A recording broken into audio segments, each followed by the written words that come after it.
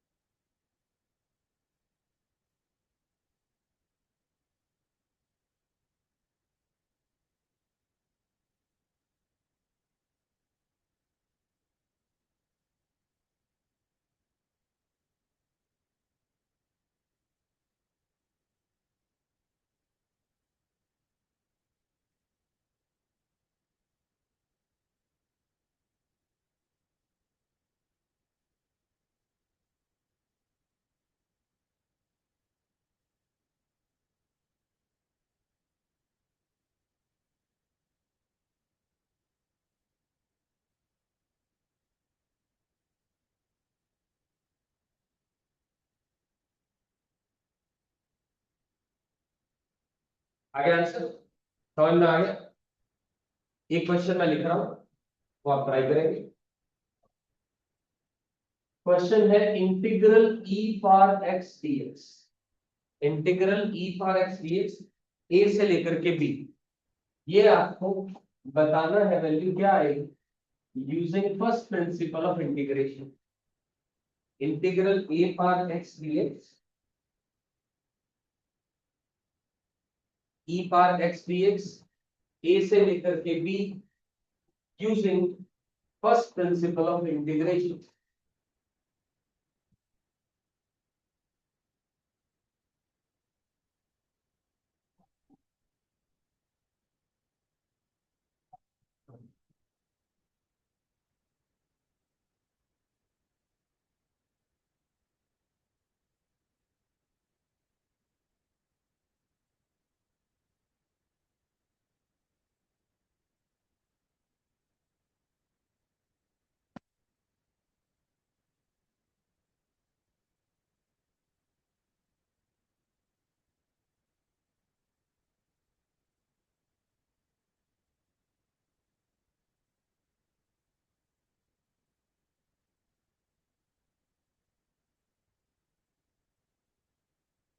करिए सब लोग पढ़ाएंगे।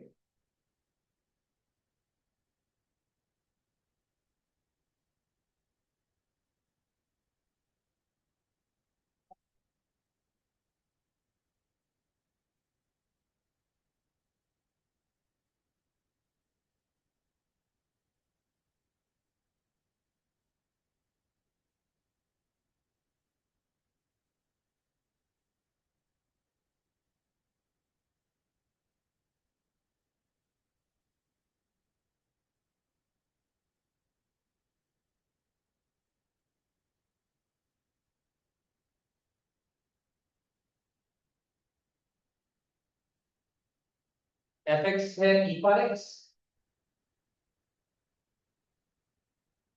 एन एक्स की वैल्यू बी माइनस ए भी रहेगी क्योंकि ए और बी की वैल्यू, ए और बी की दे रखी है, लोअर अपर की कोई और वैल्यू नहीं दे रखी। जैसे पहले भी सेकंड वाला रूल इस्तेमाल करा था, आर इक्वल टू 1 से वही इस्तेमाल कर देते, limit h tending to 0 sigma f of A plus R H, r varying from 1 से लेकर के n, यानी लिमिट एच टेंडिंग टू 0 और ये h times F of A plus are H, यानी ये बन जाएगा F of A plus are H का मतलब क्या है, e की power a plus are H आ जाएगा, राइट। e की power a plus are H आ जाएगा। e की power a plus are H को आप लोग e की पावर a इंटू e की पावर आर एच लिख सकते हो। e की पावर a तो कांस्टेंट है, e की पावर a को बाहर ले लेते, e की पावर a को बाहर रखेंगे टाइम्स e की पावर आर एच, e की पावर आर एच के अंदर में r की वैल्यू 1 पुट कर लो, e की पावर h, e की पावर 2h, e की power 3h and it goes on up till e की पावर nh, ऐसा लिखिए। क्लियर है आंसर? इसमें कोई कंफ्यूजन? e की पावर h, e की पावर, ये सब कुछ आ जाएगा। और पहली टर्म क्या नहीं थी,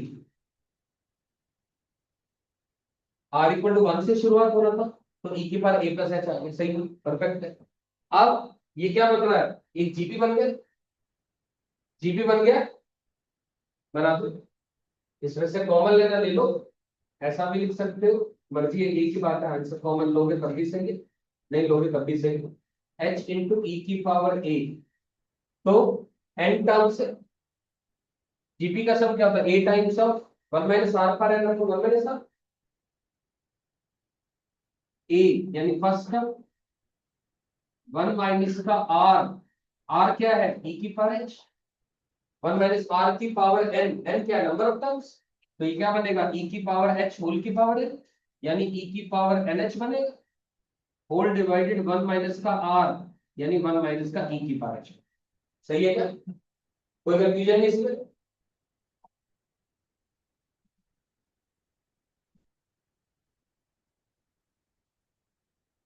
अब फर्दर सॉल्व करते हैं।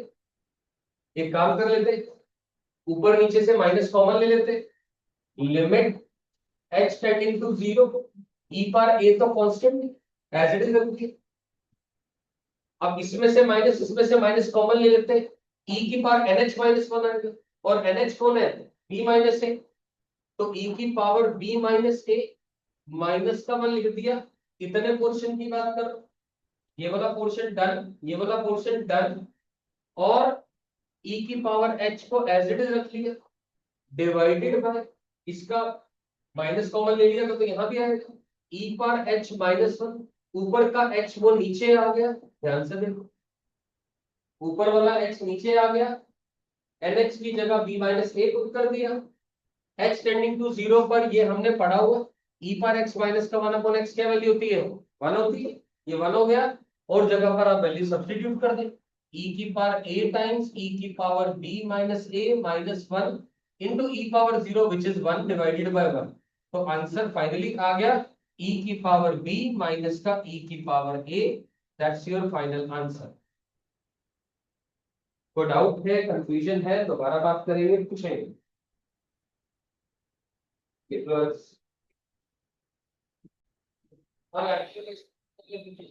तो फर्स्ट प्रिंसिपल से डेफिनेट इंटीग्रेशन कैसे करते हैं, अगर हम पूछूं साइन एक्स का कॉस एक्स का इंटीग्रेशन ए से बी, तो सारी चीजें इसी तरीके से करेंगे, लेकिन हाँ अप्रोच तो ये है ना, कोई हो सकता है लिमिट्स का कॉन्सेप्ट में इस्तेमाल होगा, जैसे कि मतलब ये वाला पोर्शन इस्तेमाल होगा, ट्रिग्नोमेट्रिक लिमिट इस्तेमाल होगी, किसी में कुछ हो रहा है गलत था, ठीक है ना, लेकिन करना यही था। तो आप ऐसा होमवर्क एक क्वेश्चन लिख लो, ये कर लेना, लिख लो इसी क्वेश्चन के लिए, इंटीग्रल ए से B sine x d x, integral A से लेकर के B sine x d x,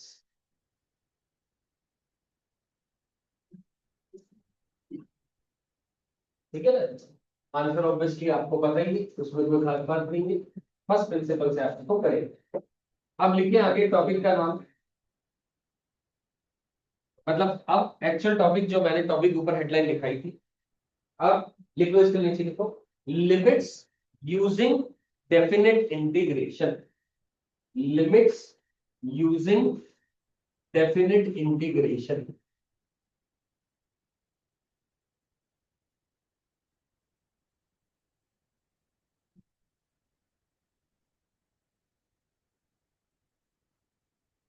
limit using definite integration. तो ठीक है, हमने अभी अभी बात करके हटे हैं कि इंटीग्रल ए से लेकर के बी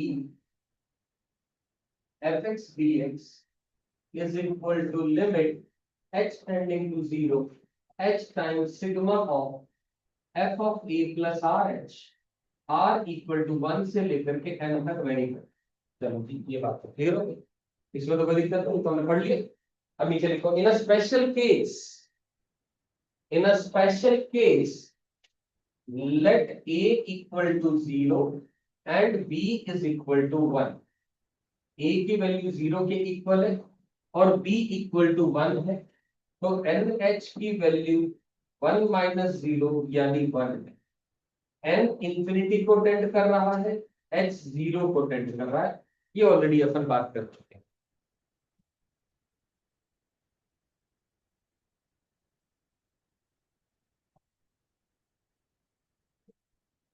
यानी now we are interested in finding the value integral 0 से 1 fx dx, इसकी बात करते हैं, यानी limit h tending to 0 h times sigma of f of a तो 0 हो गया, हटा दो उसको, f ऑफ आर एच की बात कर रहे हैं, r की वैल्यू 1 से लेकर के n तक वैल्यू करें, और अपने को पता है h अगर 0 को टेंड कर रहा है तो n इंफिनिटी को टेंड कर रहा है, तो इसको मैं ऐसा भी लिख सकता हूँ, लिमिट h की जगह टेंडिंग टू 0 की जगह n टेंडिंग टू इंफिनिटी, और h की जगह 1 upon n via this rule, तो h की जगह 1 अपॉन n आ गया into sigma of f of r divided n, r equal to 1 से n तक वेरी कर दूंगी, ठीक है, ये लिख दिया, ये लिखो फिर आगे बात बता।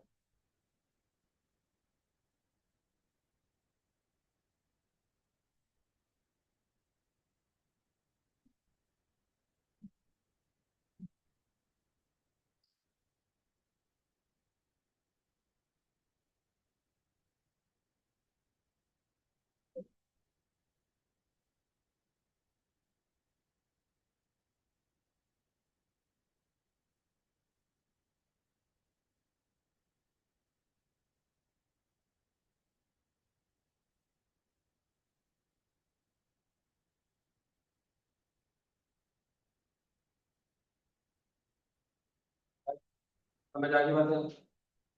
अब लिखेंगे इसे, देखिए एल्गोरिथम, इस बात के नीचे लिखें एल्गोरिथम।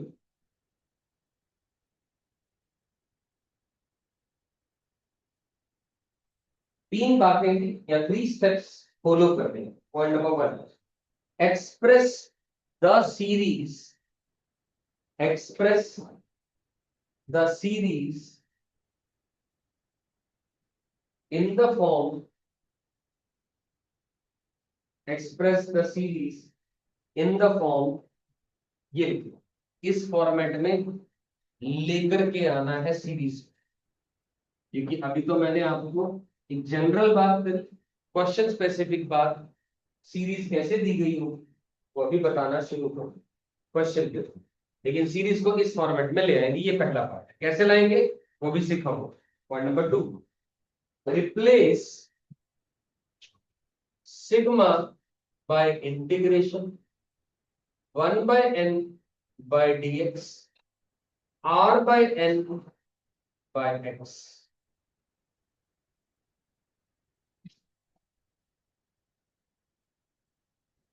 समेशन बाय यानी sigma by integration 1 by n की जगह dx r by n की जगह x, ये point number 2। Point number 3, obtain the lower and upper limit, obtain the lower and upper limit by finding limit n tending to infinity of r by n, limit n tending to infinity of r by n for the least, obtain the lower and upper limit using this limit n tending to infinity r by n for the least and greatest value of r respective, for the least and greatest value of r respective। ठीक, ये 3 steps follow करते हैं किसी भी given series. कैसे, एक question लिखेंगे। अब टॉपिक का नाम है definite integral as a limit of sum, क्योंकि जो क्वेश्चन होगा, जो सीरीज दी गई होगी, उसको देख के अपने को लगेगा कि ये लिमिट्स का सवाल। जैसे कि पहला question, limit n tending to infinity of 1 upon n plus 1 plus 1 upon n plus 2 and up till 1 upon 2n, और यहाँ बीच में 1 upon n plus 3 up till 1 upon 2n।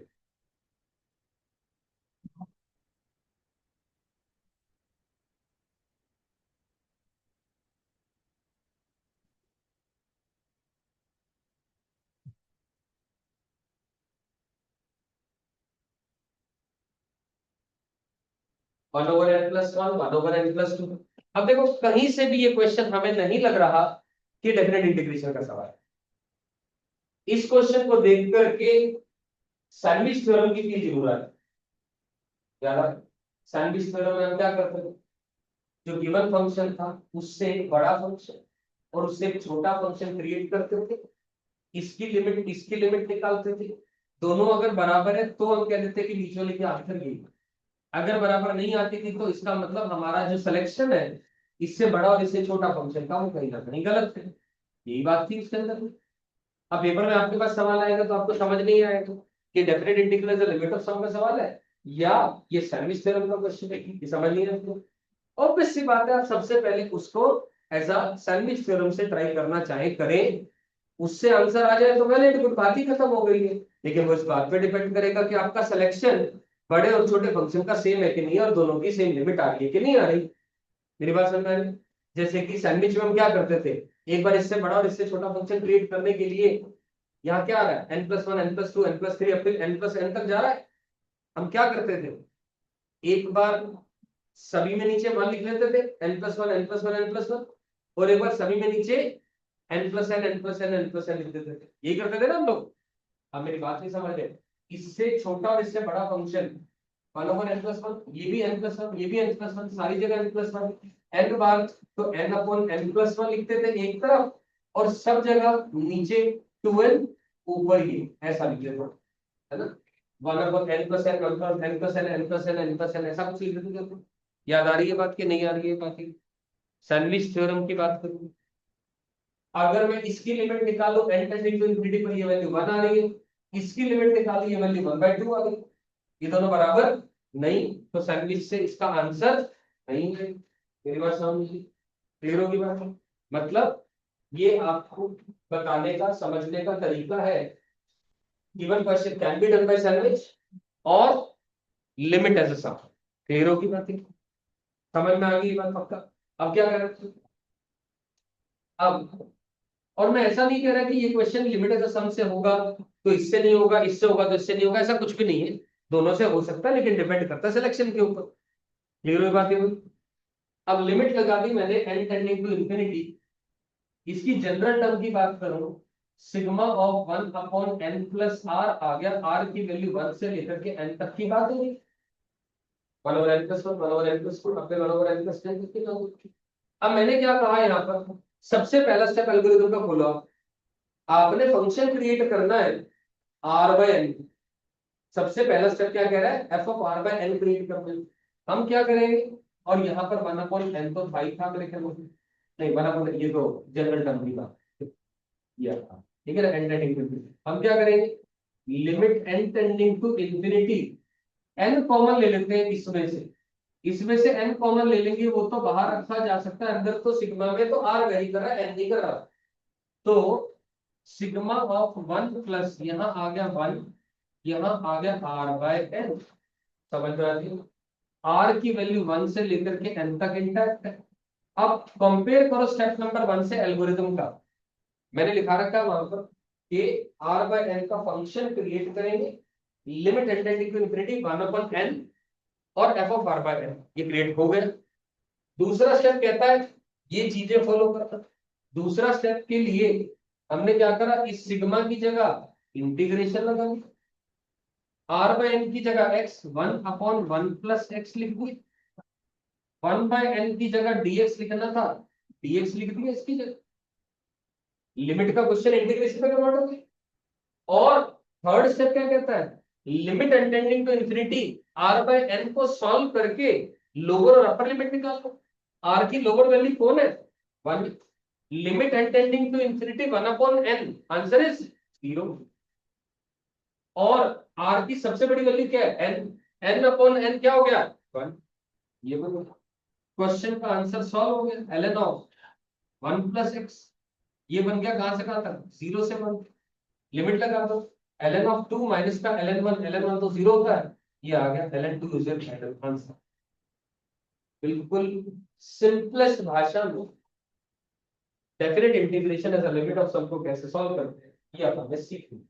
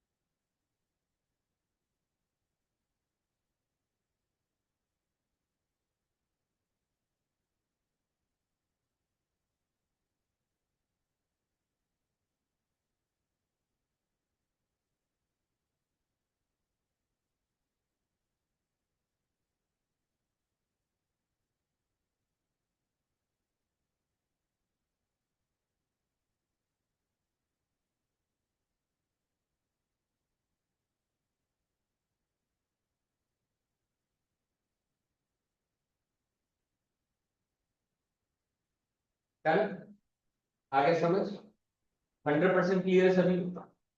ये बहुत बढ़िया प्यारा सा कॉन्सेप्ट है ये, बहुत अच्छे लेवल के क्वेश्चन बनाए जाते हैं इसमें, डेफिनेट इंटीग्रेशन भी यूज हो रहा है, लिमिट भी यूज हो रहा है, नॉर्मल इंटीग्रेशन इंडेफिनिट यूज हो रहा है, तो इन सब तीन चार चीजों का ये एप्लीकेशन। धीरे धीरे लेवल ऑफ क्वेश्चन इंक्रीज करते चलते एक और इस जैसा क्वेश्चन आपको दे रहा हूं, वो आप ट्राई करें। देख ले क्वेश्चन नंबर 2, ये रहा क्वेश्चन नंबर 2, ये ट्राई। ये 4n तक जा रहे हैं डेमोक्रेटिक।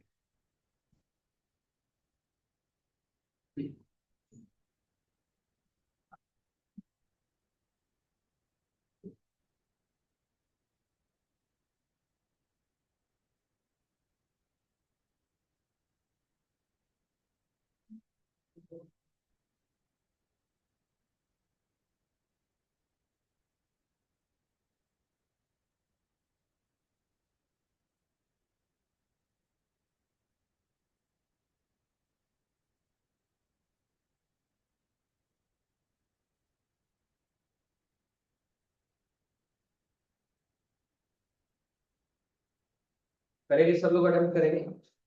करो करो करो। अपनी मुश्किल से करिए। और करिए तो मुझे तो तुम्हारा ऐसे करो। बस ये लोग चलिए इसमें।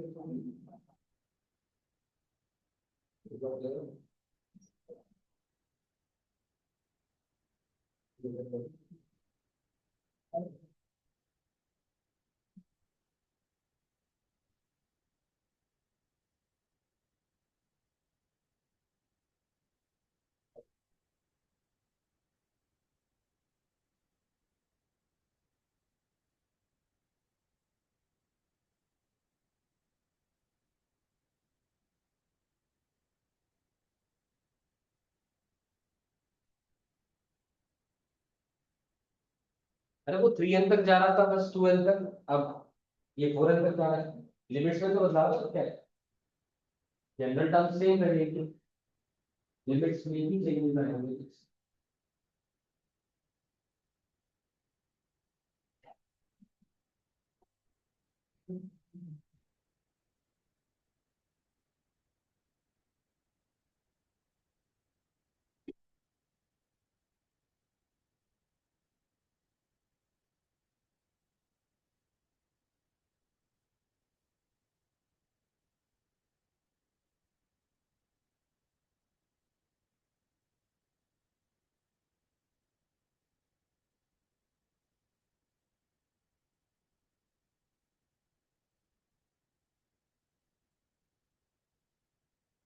आगे आंसर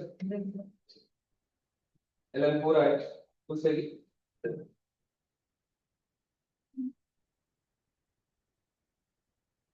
वही क्वेश्चन बन जाएगा ये, integration dx upon 1 plus x आएगा, 0 से लेकर के बस 3 तक हो जाएगा, क्योंकि ये n प्लस 3n है। r की last maximum value 3n, 3n upon n का लिमिट इंटेंडेड टू इंफिनिटी पर 3 आ जाएगा, तो 0 से 3 लिमिट आ जाएगी। अगला क्वेश्चन इसमें हो गया, सभी को समझ में आ गया?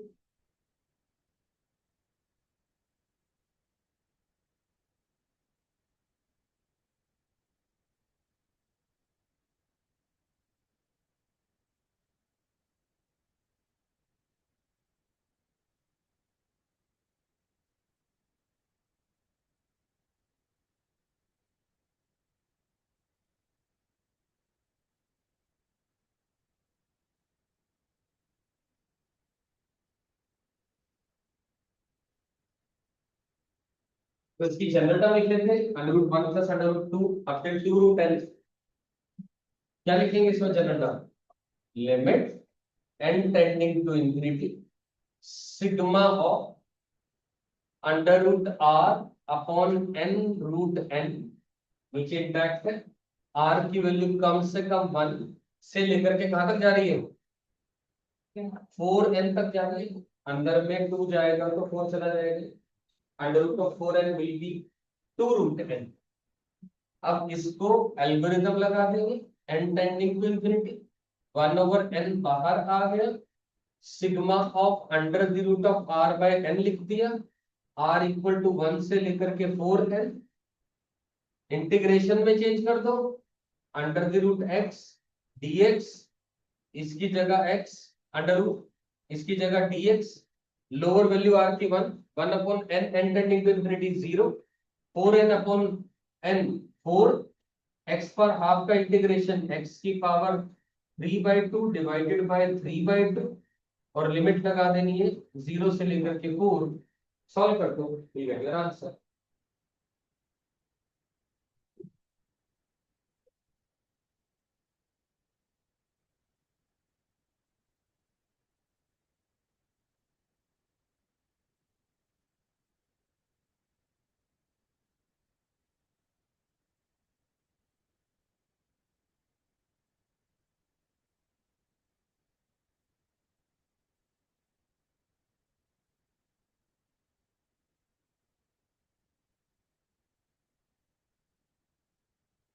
आगे समझ सभी को?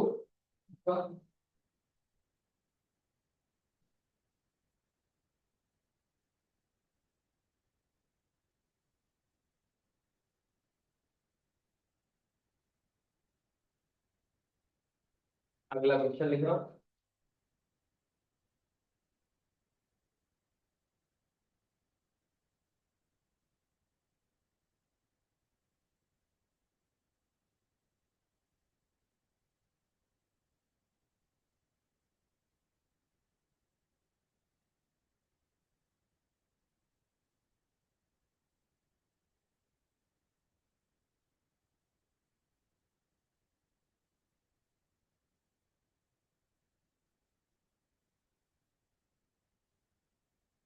अरे बेटा,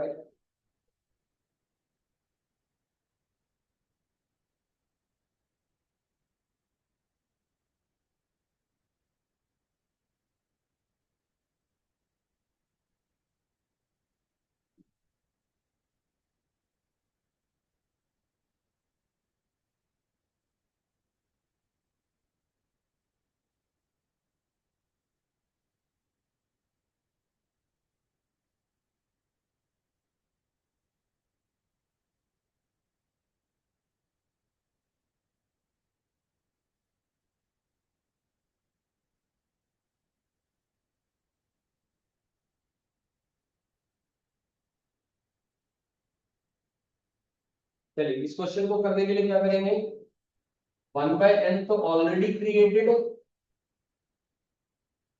r/n का फंक्शन बनाना पड़ेगा, बना नहीं हुआ है, तो क्या करते हैं, सिग्मा n स्क्वायर, इसमें से अंडर रूट से बाहर लोगे तो 1/n आ जाएगा, और उस 1/n को यहां एडजस्ट कर दो, r/n, और under the root 1 plus r/n का whole square, r equal to 1 से लेकर के 2n की बात हो रही, समझ में आ गई बातें हुई?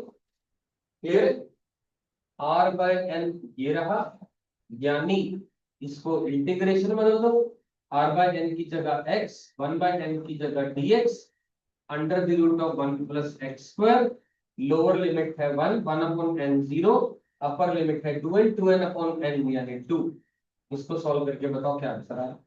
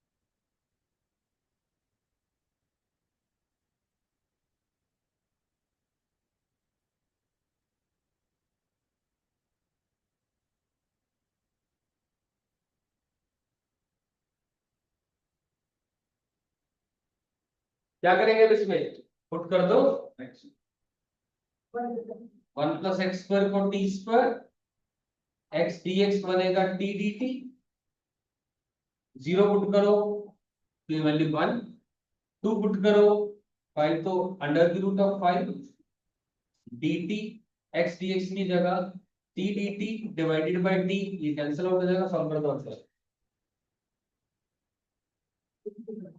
√5 - 1 आंसर है ना, the answer is only √5 - 1।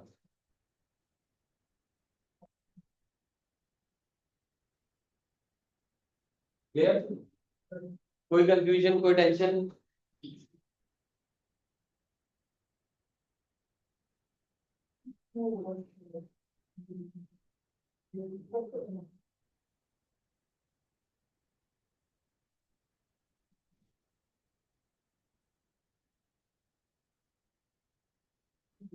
अब एक मुश्किल क्वेश्चन देखो जी, यहाँ तक आ गया समझ सभी को, कोई कंफ्यूजन नहीं किसी को भी?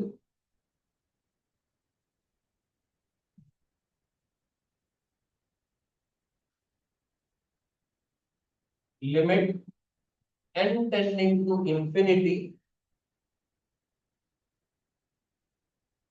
Of n factorial upon n की पावर n होल की पावर 1 अपॉन n,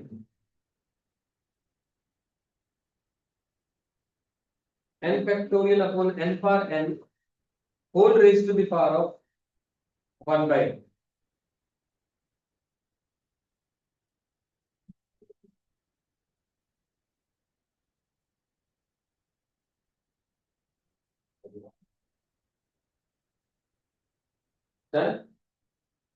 अब देखो दोस्तों, ऐसे क्वेश्चन को करने के लिए let us put it equal to a और दोनों तरफ लॉग ले लेते हैं, यानी ln of a is ln of, या लिमिट बाहर रख लेते हैं, ln अंदर ले जाए, limit n tending to infinity ln of this, अब ln ऑफ दिस चलो लिख देते हैं, ln of n factorial upon n power n whole की पावर 1/n, ऐसा लगती है सही, यानी ln of a is limit n tending to infinity, ये 1 अपॉन n आगे आ गया into ln of n factorial upon n की पावर n, सही, क्लियर होगी बात? अब n फैक्टोरियल का मतलब क्या होता है, n n-1 n-2 n-3 up till 1, यानी 1 से लेकर के n तक का प्रोडक्ट लिख देते हैं इसको, यानी ln a is equal to limit n tending to infinity 1 upon n times of ln of 1 2 3 4 up till n, और upon n upon n upon n upon n सभी को दे दिया, एक एक करके n दे दिया सभी, क्योंकि n की पावर n आ रहा है, ऊपर भी product of n natural numbers है, तो 1/n 1/n 1/n ऐसा करके लिख दी, कोई टेंशन इसमें? इसको लिख दिया ln of a is limit n tending to infinity 1 upon n as it is. अब क्या लिख सकते हैं आप,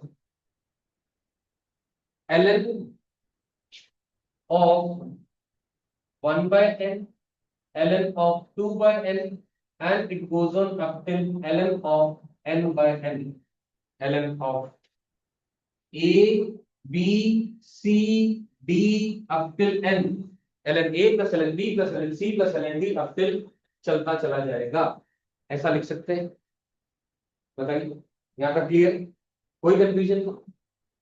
अब इसको फर्दर ऐसा लिख दो, यानी ln a is equal to limit n tending to infinity 1 upon n times sigma of ln of r by n, r varying from 1 से लेकर के n। क्या ये बात समझ में आ रही? सिग्मा लगा दिया, ln of first term plus ln of second term, r की वैल्यू 1 से लेकर के n तक वेरी कर रही, क्लियर होगी बात? इसमें कोई टेंशन नहीं है, समझ में आ गया यहाँ तक? अगली बार ऐसा लिखने के बाद आप फिर से ln of a is equal to sigma की जगह integration ln of x 1/n की जगह dx, r की lower value 1/n infinity cut जा रहा है n 0, अपर लिमिट n/n 1। ये बन गया क्वेश्चन, लिमिट हट गई और यहां पर आपकी लोअर और अपर लिमिट आ गई। ये सॉल्वेबल कैसे? बाय पार्ट्स का इस्तेमाल करो, बाय पार्ट्स का इस्तेमाल कर लो, ln x इंटू 1 लिख लो, बाय पार्ट्स लगा दो, सॉल्व कर दो, ln a की वैल्यू आ जाएगी और फाइनली वो a की वैल्यू आ जाएगी। सिंप्लीफाई करेंगे a का आंसर आएगा, a की वैल्यू आएगी e raise to the power -1। That's your final answer. कोई डाउट, कोई कंफ्यूजन तो बताएं।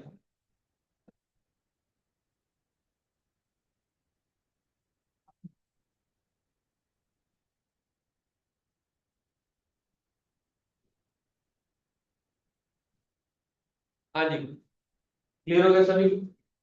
पक्का समझ आ गया? आखिरी क्वेश्चन।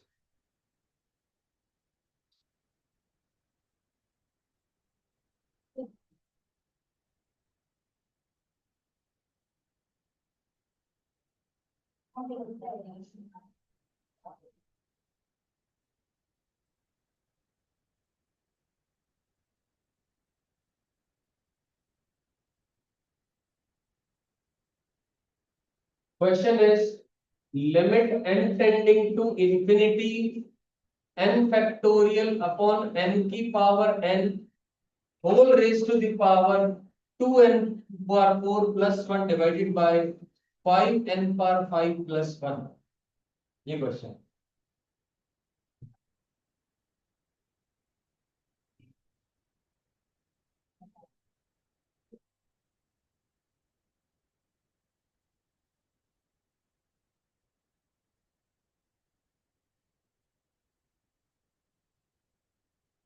देखिए क्वेश्चन। अब देखो इस क्वेश्चन में पिछले क्वेश्चन से ही इंटरलिंक्ड है।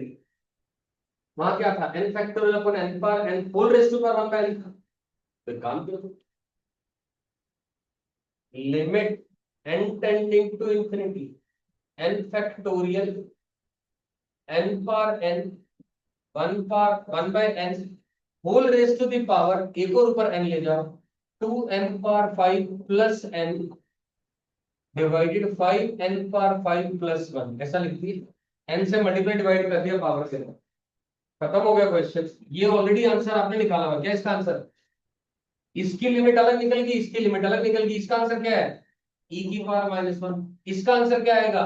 2/5। अरे भाई सेम पावर है, सेम पावर, 5 ऊपर है 5 नीचे, लिमिट्स का कॉन्सेप्ट है। पहले ये लिमिट्स का सवाल है, बाद में ये डेफिनेट इंटीग्रेशन का सवाल है।